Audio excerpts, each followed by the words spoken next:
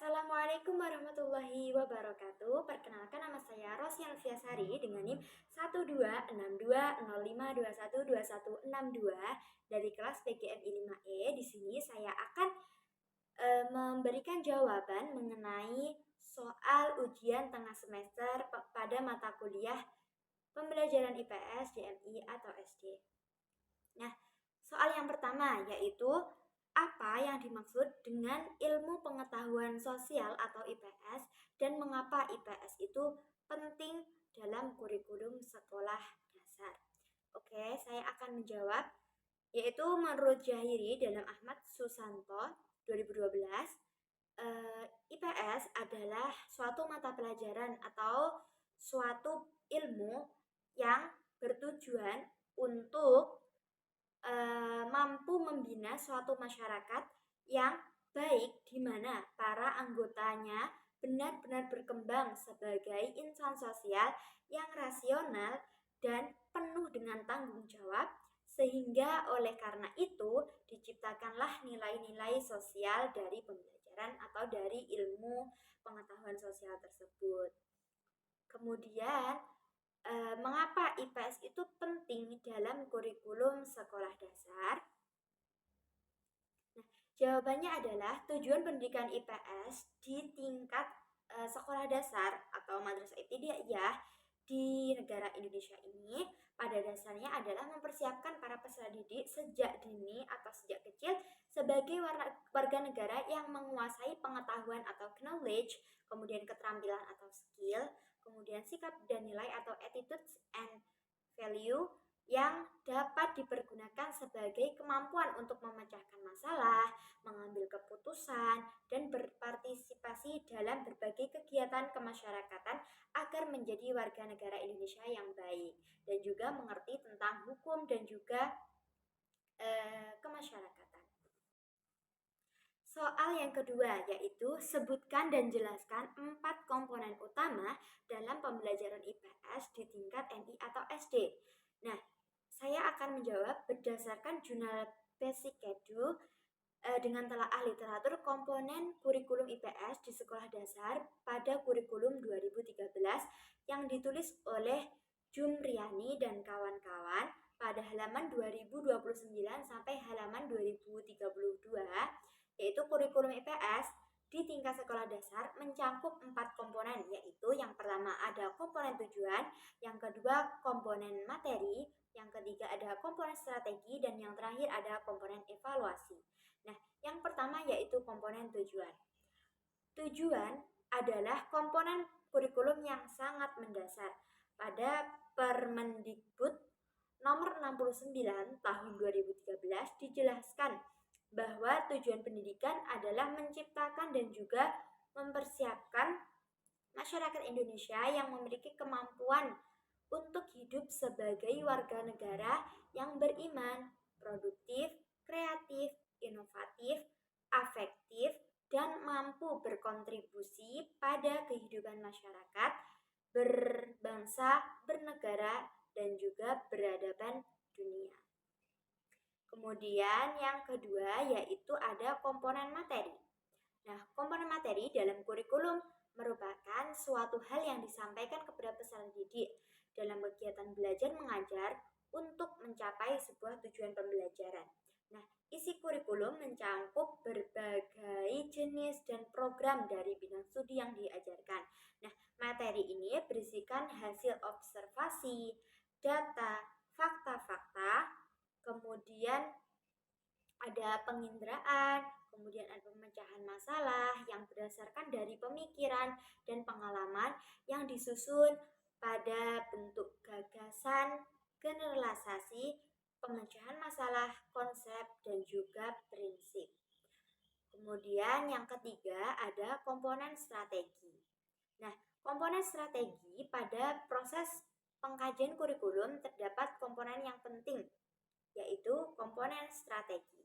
Nah, pembelajaran baik secara makro maupun mikro strategi pembelajaran mencakup prosedur, metode, model, dan teknik yang digunakan dalam menyajikan bahan atau isi kurikulum. Nah, strategi pembelajaran merupakan suatu tindakan guru yang realistis dalam pelaksanaan proses pembelajaran. Strategi juga dapat diistilahkan sebagai suatu taktik yang digunakan guru untuk melaksanakan kurikulum secara sistematik. Yang selanjutnya yaitu ada komponen evaluasi. Nah, evaluasi ini bertujuan untuk melakukan penilaian terhadap pencapaian tujuan pembelajaran dan untuk melakukan penilaian terhadap proses implementasi kurikulum yang telah dilakukan secara keseluruhan dan termasuk penilaian terhadap kegiatan evaluasi itu sendiri. Nah, kegiatan tersebut dapat menghasilkan feedback atau timbal balik agar dapat memperbaiki dan menyempurnakan komponen-komponen kurikulum yang dikembangkan.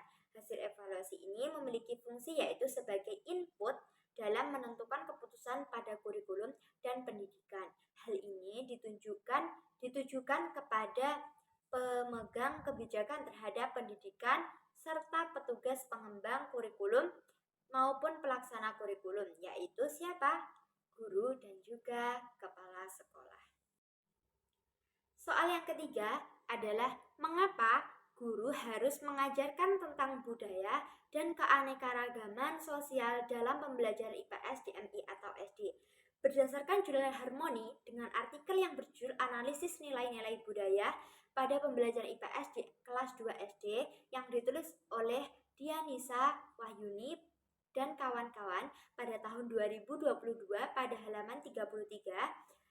Tujuan umum IPS yaitu untuk mempersiapkan peserta didik supaya menjadi warga negara yang baik, memiliki kemampuan berpikir, dan melanjutkan kebudayaan bangsa. Oleh karena itu, IPS sebagai komponen kurikulum sekolah dan memiliki peran untuk mengenalkan dan juga mewariskan kebudayaan bangsa. Harus mencakup pengalaman yang menyediakan studi budaya dan keragaman budaya.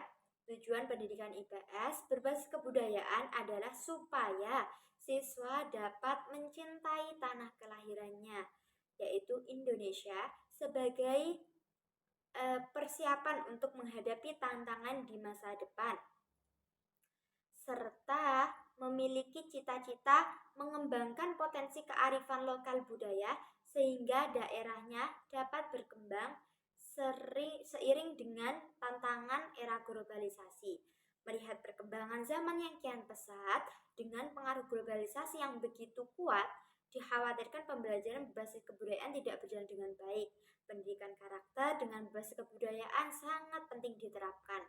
Nah, itulah tadi mengapa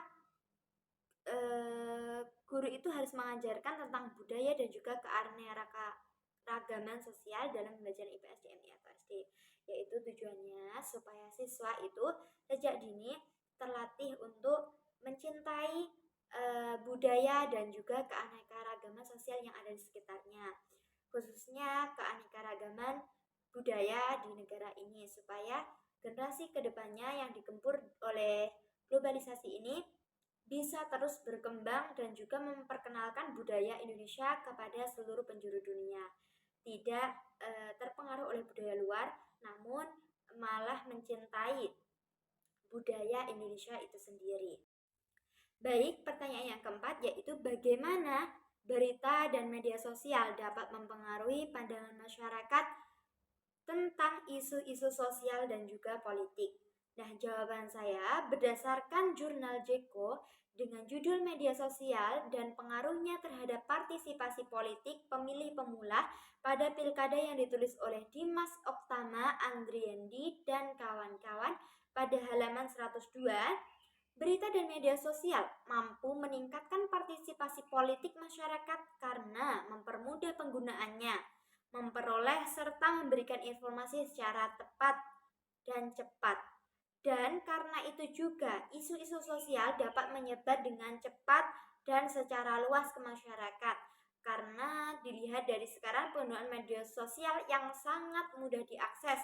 Ditambah lagi di era globalisasi ini semua orang mempunyai gadget yang dengan gadget tersebut sangat mudah digunakan untuk menangkap informasi dan juga berita-berita yang termasuk isu sosial dan juga politik.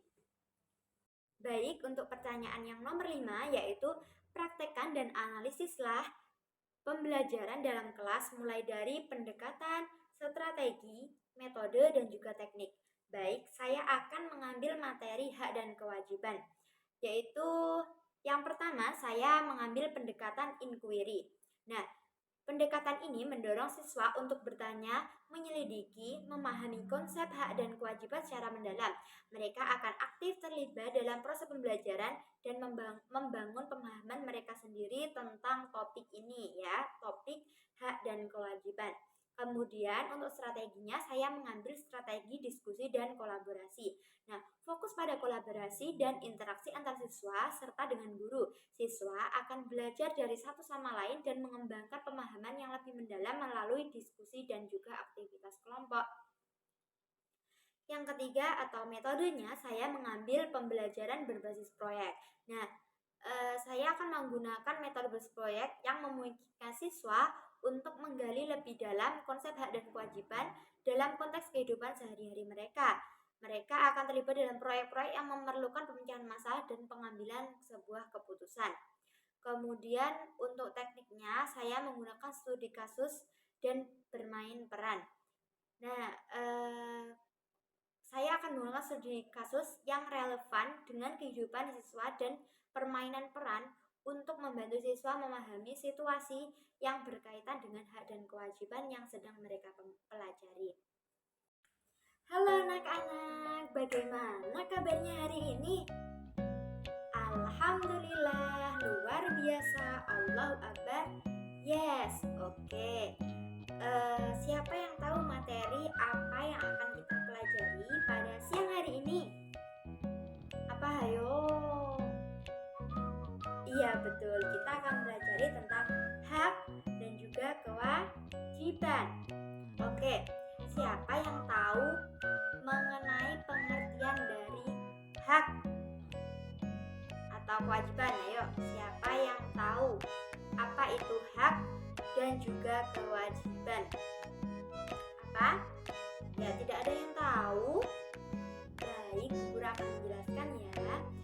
Hak adalah sesuatu yang dapat dimiliki dan juga diterima. Sedangkan kewajiban itu adalah sesuatu yang harus dilakukan untuk memenuhi suatu aturan yang berlaku. Baik, siapa di sini yang bisa menyebutkan contoh dari hak siswa di sekolah? Ayo. Berarti hak itu yang dapat diterima ya. Apa ayo? Yang siswa terima di sekolah itu apa saja? Apa Rania? Iya betul, mendapatkan mendapatkan pembelajaran atau materi pembelajaran dari ibu guru. Kemudian apalagi ayo?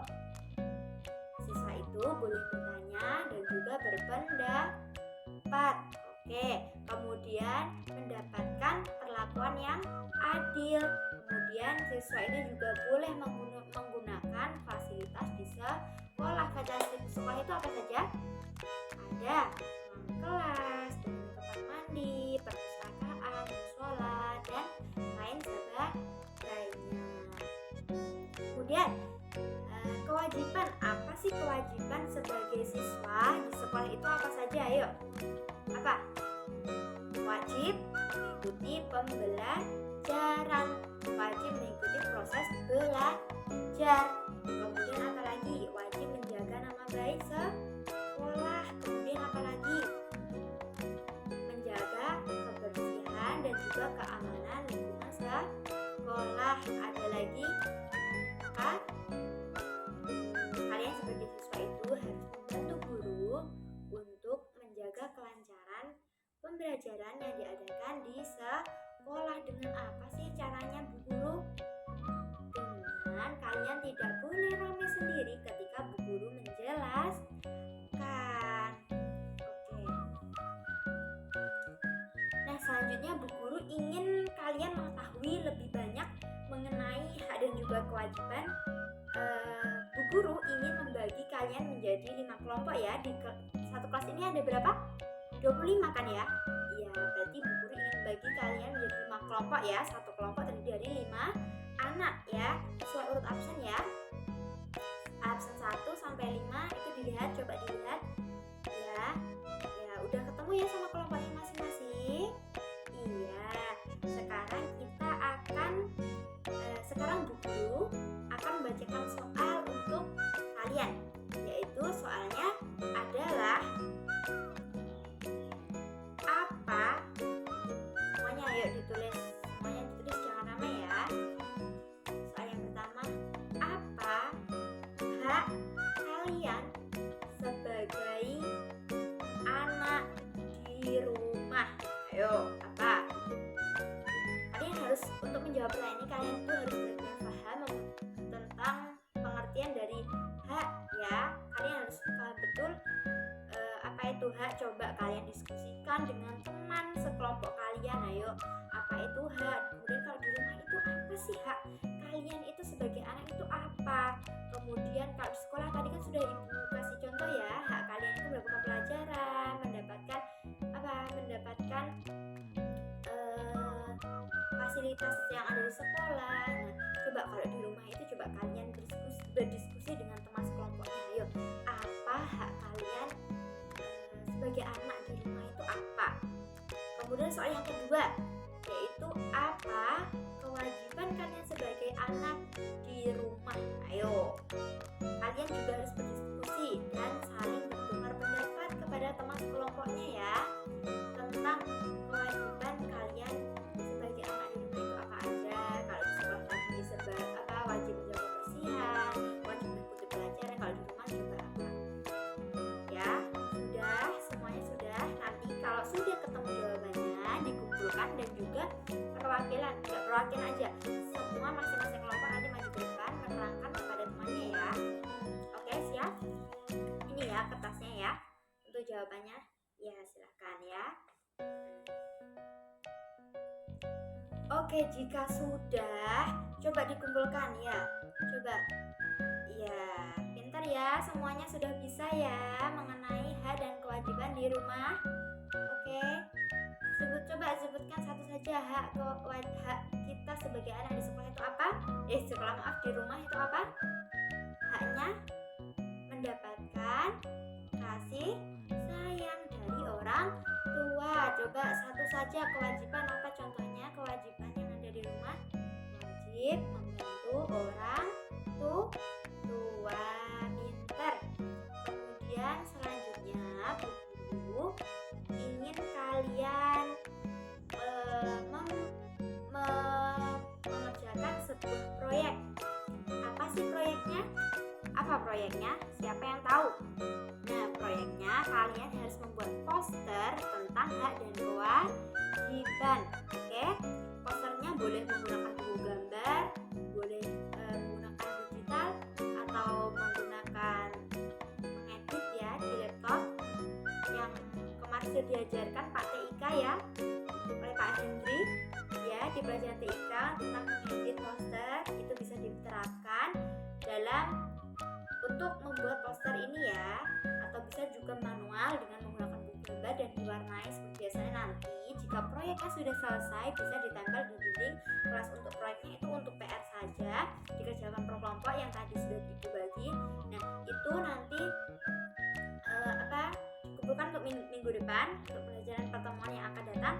Nah, selanjutnya sekarang kita akan studi kasus, yaitu bermain peran dan juga pemecahan masalah ya anak-anak.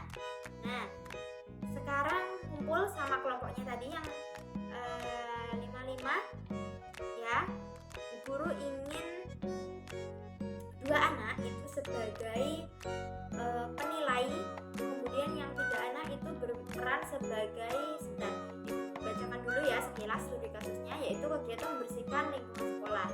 Nah, masalahnya adalah di sekolah itu setiap hari ada banyak sampah yang berserakan di halaman sekolah dan lingkungan sekitarnya. Siswa dan guru sangat ingin menjaga sekolah mereka tetap bersih, namun ada beberapa perdebatan tentang bagaimana membersihkan lingkungan sekolah. Nah, 3 anak ini yaitu bermain peran sebagai siswa yang sama-sama ingin membersihkan lingkungan sekolah, namun memiliki pendapat yang berbeda ya. Yang satu itu ingin membersihkan halaman sekolah setiap pagi sebelum pelajaran dimulai. Yang kedua itu mengusulkan untuk memilihkan jadwal tiket siswa yang membersihkan lingkungan pagi hari pada hari tertentu ya, membersihkan lingkungan pada hari tertentu. Yang ketiga yaitu menginginkan pembuatan keranjang sampah yang lebih banyak dan pemasangan tanda larangan membuang sampah sembarangan.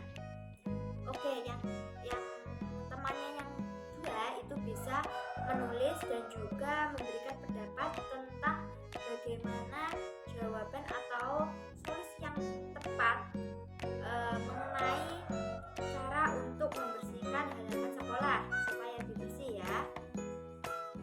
Dan juga ibu mempunyai pertanyaan, yaitu yang pertama nomor 1. Ayo ditulis, semuanya ditulis ya. Nomor 1, apa hak dan kewajiban kamu sebagai siswa di sekolah melihat halaman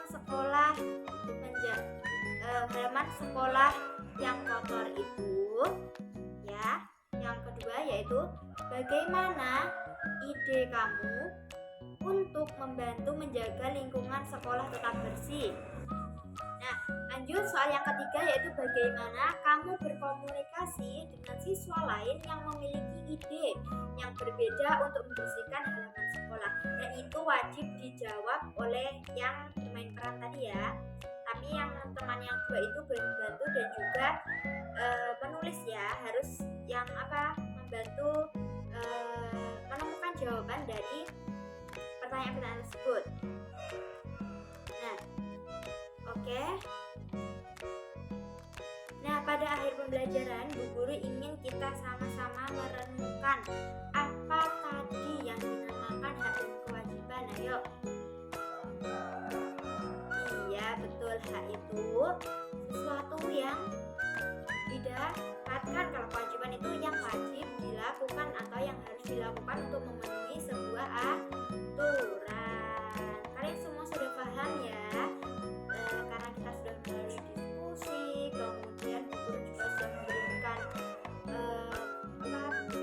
proyek tadi, kemudian Bu Guru juga sudah memberi kesempatan kalian untuk bermain peran, yaitu menemukan jawaban untuk memenuhi hak atau kewajiban. Cukup sekian penyampaian jawaban dari pertanyaan-pertanyaan ujian tengah semester mata kuliah pembelajaran IPS JMI atau SD. Semoga yang saya sampaikan jawaban saya benar semua, amin. Dan juga apa yang setelah saya praktekkan, mohon maaf karena saya ada keterbatasan dalam mencari siswa. Jadi saya berfokus siswanya itu adalah teman-teman yang menonton video saya. Sekian, terima kasih dari saya. Wassalamualaikum warahmatullahi wabarakatuh.